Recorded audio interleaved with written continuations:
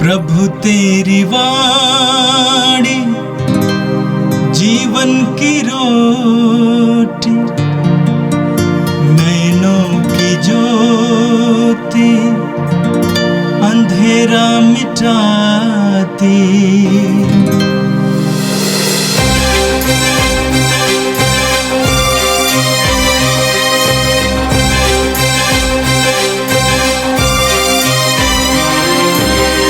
प्रभु तेरी वाणी जीवन की रोटी, नैनों की ज्योति अंधेरा मिटाती।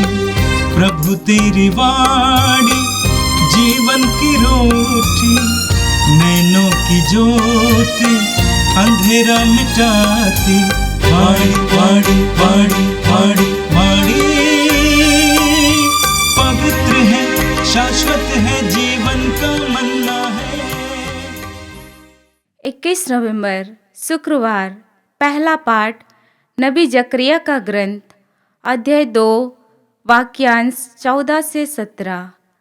प्रभु कहता है, हे सियोन की पुत्री, आनंद का गीत गा, क्योंकि मैं तेरे यहाँ निवास करने आ रहा हूँ। उस दिन बहुत से राष्ट्र प्रभु के पास आ जाएंगे, वे उसकी प्रजा बनेंगे, किंतु वह तेरे यहाँ निवास करेगा।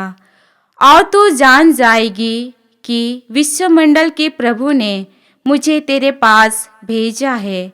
तब प्रभु पुण्य भूमि में यहूदा को फिर अपनी प्रजा बनाएगा और यरूशलेम को फिर अपनाएगा।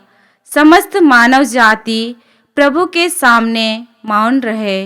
वह जागकर अपने पवित्र निवास से आ रहा है। या प्रभु की वाणी है। संत मत्ती के अनुसार पवित्र सुसमाचार अध्याय 12 वाक्य 46 से 50 तक। ईसा लोगों को उपदेश दे रहे थे कि उनकी माता और भाई आए। वे घर के बाहर थे और उनसे मिलना चाहते थे। किसी ने ईसा से कहा, देखिए, आपकी माता और आपके भाई बाहर हैं, वे आपसे मिलना चाहते हैं। ईसा ने उससे कहा, कौन है मेरी माता, कौन है मेरे भाई? और हाथ से अपने शिष्यों की ओर संकेत करते हुए उन्होंने कहा, देखो, यह हैं मेरी माता और मेरे भाई। क्योंकि जो मेरे स्वर्गिक पिता की इच्छा पूरी करता है, वही है मेरा भाई, मेरी बहन और मेरी माता। ये प्रभु का दिव्य सुसमाचार है।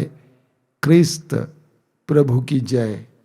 मेरे प्रिय भाई और बहनों, आज कैथोलिक कलीसिया प्रभु यीशु की माता मरियम के मंदिर में समर्पण का पर्व मना रही है।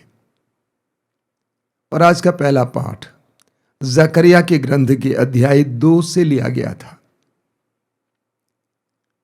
आपने इस्राएली जनता के इतिहास के बारे में बार बार सुना है। इस्राएली जनता का सृजन ईश्वर ने किया था और वो ईश्वर की प्रिय जनता थी।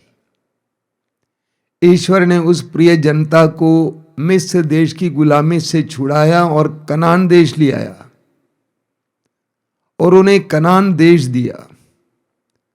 उनके लिए न्यायकर्ता नियुक्त किए, बाद में राजा नियुक्त किए, अभिषेक किए। लेकिन इस्राएलियों ने और उनके राजाओं ने ईश्वर के आदेशों और आज्ञाओं का उल्लंघन किया। नतीजा ये हुआ कि वे दुश्मन राष्ट्रों के अधीन हो गए। बाबुल के राजा ने इस्राएल पर, विशेष करके यहूदा और यरूशलेम पर आक्रमण किया और वहां की जनता में से जो सक्षम थे उनको अपने देश गुलाम की तरह ले गए और वे गुलामी की जिंदगी जी रहे थे। यिर्मयाह नबी की भविष्यवाणी के अनुसार 70 साल के बाद वे बाबुल से आजाद हुए और अपना देश चले आए। यरूशलेम मंदिर को बाबुल के राजा ने खंडहर बना दिया था। इस्राएलियों के वापस आने के बाद भी वे बहुत ज्यादा निराश थे, उदास थे। वे कभी सोच नहीं सकते थे कि वे फिर से एक सुंदर और भव्य मंदिर को खड़ा कर पाएंगे। ऐसे में एजरा के ग्रंथ में हम पढ़ेंगे कि नबी हग्गाय और नबी जकरिया के द्वारा ईश्वर ने अपनी जनता को फिर एक बार प्रोत्साहित किया। जकरिया ने अपने वचनों के द्वारा, भविष्यवाणी के द्वारा उनको समझाया कि कम से कम वे पूर्वजों की तरफ बर्ताव न करें, बल्कि ईश्वर के आदेशों का पालन करते हुए ईश्वर की शांति में उस कनान देश में वास करें। और नबी जकरिया को बहुत सारे दिव्य दर्शन भी हुए। आज के पाठ में हमने सुना, जकरिया के द्वारा प्रभु कहते हैं, सियोन की पुत्री आनंद का गीत गा, क्योंकि मैं तेरे यहां निवास करने आ रहा हूं। मैंने आपसे कहा कि इस्राएली जनता का मन टूट गया था, लेकिन प्रभु उनसे कहते हैं कि निराश नहीं होना, मैं तुम्हारे यहां निवास करने आ रहा हूं। मंदिर बनाओ, मैं मंदिर में निवास करूंगा। कितने ही लोग इस संसार में हैं जो निराश हैं, उदास हैं, सोचते हैं सबने हमको छोड़ दिया, यहां तक कि वे सोचते हैं कि ईश्वर ने भी हमें छोड़ दिया है। उनके लिए भी और इस्राएलियों के भी ये संदेश महत्वपूर्ण है। आनंद का गीत गाओ, क्योंकि मैं तेरे यहां निवास करने आ रहा हूं। याद कीजिए लूकास का सुसमाचार अध्याय 19।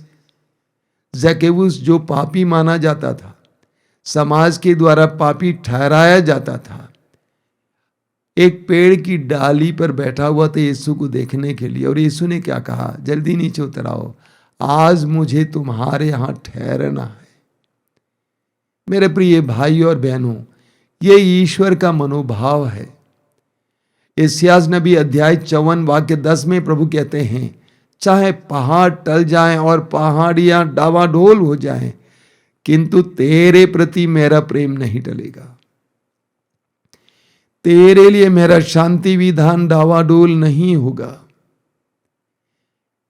यशायाह अध्याय 49 वाक्य 15 में प्रभु कहते हैं, स्त्री अपने दूध में बच्चे को बुला सकती है, लेकिन मैं तुम्हें नहीं बुला सकता हूं।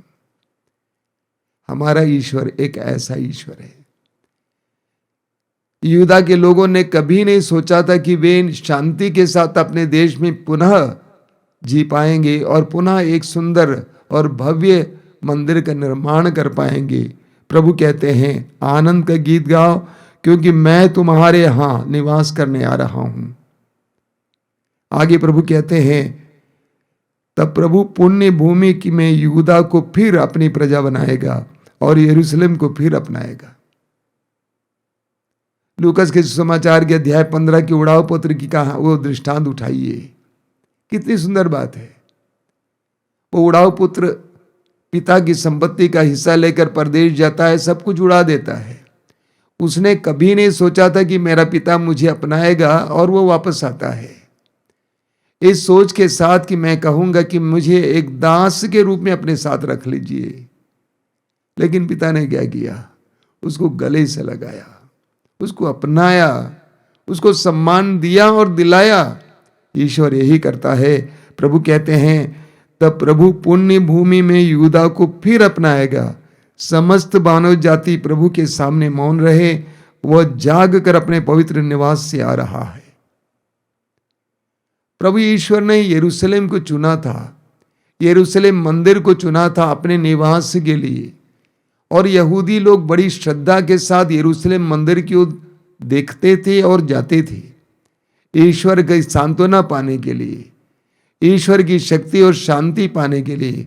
प्रभु पुनः अपनी प्रजा के साथ वही प्रतिज्ञा दोहराते हैं, कहते हैं कि मैं मंदिर में निवास करूंगा और मंदिर से मैं आऊंगा तुम्हारे साथ रहने, तुम्हें संभालने के लिए। मेरे प्रिय भाई और बहनों, कभी कभी हम लोग निराश हो जाते हैं, उदास होते हैं। एक विश्वासी को कभी ऐसा नहीं होना चाहिए। एक विश्वासी ईश्वर के प्रेम पर, सत्य प्रतिज्ञता पर भरोसा रखता है। उसका विश्वास कभी टूटता नहीं है। चाहे कुछ भी हो जाए, मेरा प्रभु मुझे त्याग नहीं सकता है। इब्रानी अध्याय 13 वाक्य 5 में आप पढ़ेंगे कि प्रभु कहते हैं, मैं तुम्हें नहीं छोड़ूंगा, मैं तुम्हें कभी नहीं त्यागूंगा। ये हमारे भरोसा का आधार हो, हमारे विश्वास का आधार हो। प्रभु उजड़ी हुई चीजों को पुनः स्थापित करेंगे, खंडहर को फिर खड़ा करेंगे। और आज का सुसमाचार संत मत्ती के सुसमाचार के अध्याय 12 से लिया गया था। पाठ में आपने सुना, ईसा लोगों को उपदेश दे रहे थे कि उनकी माता और भाई आए, वे घर के बाहर थे और उनसे मिलना चाहते थे। हम लूकस के सुसमाचार के अध्याय 3 वाक्य 23 में पढ़ते हैं, 30 साल की उम्र में प्रभु यीशु नाजरत और अपना घर छोड़ दिए और कफरनाहूम चले गए और वहां पर अलग अलग लोगों के साथ रहने लगे। 30 साल की उम्र में प्रभु यीशु ने स्वर्ग के राज की घोषणा के लिए अपने घर, मां, अन्य लोगों को छोड़ दिए। 30 साल की उम्र में प्रभु ने अपने घर को छोड़कर अपने घर को बड़ा बना दिया। उनका संसार बहुत बड़ा हो गया, हजारों लोगों का संसार, 2-3 जनों का संसार नहीं है। कभी कभी मुझे बुरा लगता है कि इस दुनिया में बहुत सारे लोगों का संसार बहुत छोटा है। पति पत्नी, 1-2 बच्चे, 3-4 बच्चे, एक छोटा सा घर, छोटी सी दुनिया। प्रभु यीशु छोटी दुनिया से बाहर आए। अब देखिए क्या आपने सुना कि उनकी माता और भाई आए, वे घर के बाहर थे और मिलना चाहते थे। जनता यीशु के पास थी और उनकी मां और भाई उनसे दूर थे। एक प्रतीक है, एक सुंदर संदेश है, विशेष करके हम लोगों के लिए जिन्होंने ईश्वर के राज्य के लिए, स्वर्ग राज की घोषणा के लिए अपने आप को प्रभु को समर्पित किया है। उस समर्पण के बाद हम जनता के करीब होते हैं, लोगों के करीब होते हैं, हमारा परिवार हमसे दूर होता है। और किसी ने आकर प्रभु से कहा, देखिए आपकी माता और आपके भाई बाहर हैं, वे आपसे मिलना चाहते हैं। कितनी सुंदर बात है। उनको इजाजत लेना पड़ता है। मरियम को अपने ही बेटे से मिलने के लिए दूसरों से सिफारिश कराना पड़ता है। बहुत सुंदर बात है। ईसा ने उससे कहा, कौन है मेरी माता, कौन है मेरे भाई। यहां पर प्रभु यीशु के भाई के बारे में बताया गया है। क्या ये उनके सगे भाई थे? ऐसा नहीं हो सकता है। सुसमाचार के अनुसार प्रभु यीशु के सगे भाई नहीं थे। अगर कोई सगे भाई होते तो क्रूस पर से प्रभु यीशु ने मां मरियम को यूहन्ना के हाथों सौंपने देते। सुसमाचार में हम पढ़ते हैं, जब वे क्रूस पर मृत्यु के लिए अपने आप को तैयार कर रहे थे, मृत्यु के वर्ष में थे, उन क्षणों में प्रभु ने अपनी माता को क्रूस के नीचे देखा और उनको यूहन्ना के हाथों में सौंप दिया। अगर उनके अपने सगे भाई होते तो प्रभु ऐसा नहीं करते। तो हम लोग इससे अंदाज लगा सकते हैं कि उनके सगे भाई कोई नहीं था। ये हो सकता है कि उनके मौसेरे भाई थे, उनके चचेरे भाई थे, फुफेरे भाई थे, ममेरे भाई थे, जैसा कि हमारे देश में हम लोग भी कहा करते हैं। तो उन्होंने, प्रभु ने क्या कहा, कौन है मेरी माता, कौन है मेरे भाई। और हाथ से अपने शिष्यों की ओर संकेत करते हुए उन्होंने कहा, देखो यह है मेरी माता और मेरे भाई। और आगे प्रभु ने क्या कहा, क्योंकि जो मेरे स्वर्गीय पिता की इच्छा पूरी करता है वही मेरा भाई है, वही मेरी बहन है और वही मेरी माता है। प्रभु ने यहां पर सबसे पहले अपने शिष्यों को लोगों के सामने महान दिखाया कि ये मेरे स्वर्गीय पिता की इच्छा पूरी करने वाले हैं। मत्ती के सुसमाचार के अध्याय 7 वाक्य 21 में प्रभु कहते हैं, जो कोई मुझे प्रभु प्रभु कहकर पुकारते हैं वे सबके सब स्वर्ग के राज में प्रवेश नहीं करेंगे, लेकिन जो मेरे स्वर्गीय पिता की इच्छा पूरी करते हैं। ये बात हमारे हृदय में बैठना चाहिए, क्योंकि मैंने बहुत सारे मसीहियों और विश्वासियों को देखा है जिनका विश्वास और धर्म कुछ क्रियाकलापों में पर निर्भर है, लेकिन प्रभु कहते हैं मेरे स्वर्गीय पिता की इच्छा पूरी करते हैं।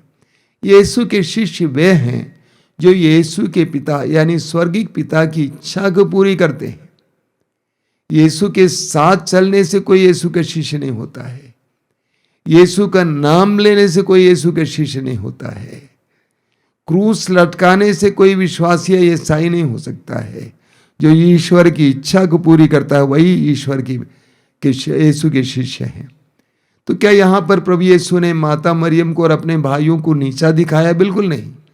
उनको भी महान बताया कि वे भी मेरे स्वर्गीय पिता की इच्छा पूरी करने वाले हैं। मेरे प्रिय भाई और बहनों, ईश्वर की इच्छा पूरी करते हुए हम यीशु के मां भाई रिश्तेदार बन जाते हैं। प्रभु यीशु ने स्वयं यूहन्ना के सुसमाचार के अध्याय 14 वाक्य 15 में कहा है, यदि तुम मुझसे प्यार करोगे तो तुम मेरी आज्ञाओं का पालन करोगे। आज्ञाओं के पालन के द्वारा हम यीशु को प्यार करेंगे, यीशु के शिष्य बनेंगे और यीशु के परिवार के सदस्य बनेंगे। कई लोग सोचते हैं बपतिस्मा प्राप्त करने से यीशु के परिवार के सदस्य होते हैं। ठीक है, अच्छी बात है, लेकिन ये ईश्वर की इच्छा की पूर्ति के द्वारा हम यीशु के मित्र, यीशु के बंधु, यीशु के परिवार के सदस्य बन जाते हैं। प्रभु यीशु इस संसार में हमें ईश्वर से जोड़ने के लिए आए, हमें ईश्वर के साथ एक रिश्ता जोड़ने के लिए, सिखाने के लिए आए। और प्रभु ने आज हमारे सामने एक नुस्खा रखा है, एक रहस्य रखा है। वो रहस्य क्या है? ईश्वर के वचन को सुनना, ईश्वर के आदेशों को सुनना, जानना और ईश्वर के आदेशों का पालन करना। ऐसे हम यीशु के शिष्य बनेंगे, यीशु के परिवार के सदस्य बनेंगे, ईश्वर के पुत्र पुत्रियां बनेंगे। आइए हम प्रार्थना करें। प्रभु यीशु, धन्यवाद देते हैं आज के सुंदर दिन के लिए, तेरी आशीषों के लिए धन्यवाद देते हैं, तेरी कृपाओं के लिए धन्यवाद देते हैं, तेरे पवित्र वचनों के लिए धन्यवाद देते हैं। तूने पवित्र वचन के द्वारा हमें धर्म का मर्म समझाया, हमें तेरे शिष्य होने का तात्पर्य समझाया, हमें ईश्वर की पुत्र पुत्रियां बनने का मार्ग बताया। प्रभु, हम तुझे धन्यवाद देते हैं आज के सुंदर दिन के लिए और तुझसे प्रार्थना करते हैं कि तेरे पिता की इच्छा पूरी करने के लिए हमें कृपा दीजिए। ये प्रभु यीशु इन वचनों को सुनने वाले मेरे भाई बहनों को आशीर्वाद देना।